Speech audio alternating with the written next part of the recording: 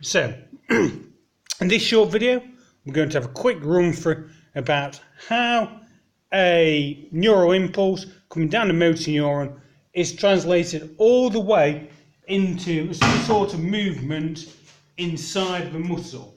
So, in terms of contraction at the muscle. So, it starts off with an action potential, moves down a motor neuron to the synaptic knob at the end or just before a neuromuscular junction. This causes a depolarization in the membrane of that synaptic knob, which causes voltage-gated calcium ion channels to open up. Calcium ions will then move down a diffusion gradient into the synaptic knob, where they go and diffuse to the outer membrane of a synaptic vesicle.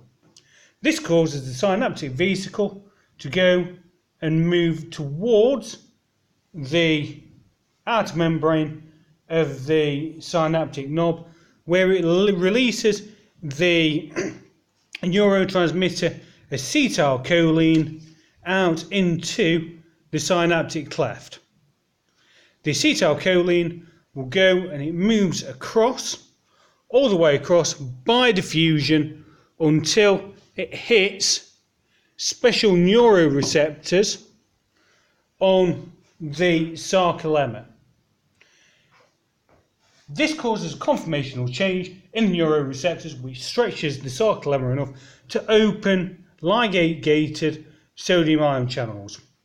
Right, because we don't want to leave this acetylcholine there forever, it's broken down by the enzyme acetylcholine esterase, and it's broken down into ethanoic acid and choline, which is reuptaken back into the synaptic knob, where it's recombined back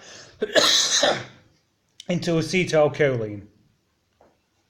So the sodium ions move down through the sarcolemma, which causes a depolarization. So this depolarization travels further down into the muscle through T-tubules. Right, so it's travelling down the T-tubules towards the sarcoplasmic reticulum. Once it reaches the sarcoplasmic reticulum, it causes voltage-gated calcium ion channels to open up in the sarcoplasmic reticulum. This allows the calcium ions to move out down a concentration gradient down into the muscle itself. So these calcium ions are going to go and move into the muscle. So at this point, we need to go and look at what happens with the actin and the myosin. So the first thing is that the calcium ions bind to tropomyosin. So this pulls the tropomyosin away, releasing that binding site on the actin. So now that the binding site has been exposed, the myosin head can bind to the actin filament, forming a myosin-actin cross bridge. So once it's attached to the actin filament, the myosin head flexes, right, pulling the actin filament along. Right, so this is where it's physically going and moving along, and it's sliding across. Right, so this is where the muscle's going and contracting. So the molecule of ADP bound to the myosin head is released. So an ATP molecule can now bind to the myosin head instead.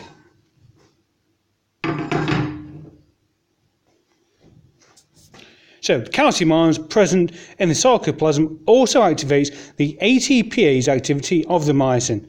This hydrolyzes the ATP to ADP and phosphate, releasing energy, which allows the myosin heads to go and return back to their original positions.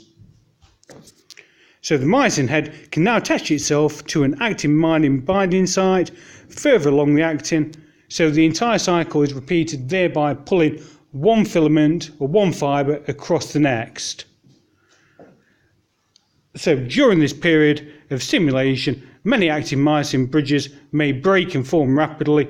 So this goes and shortens the sarcolemma within the muscle really quickly, right?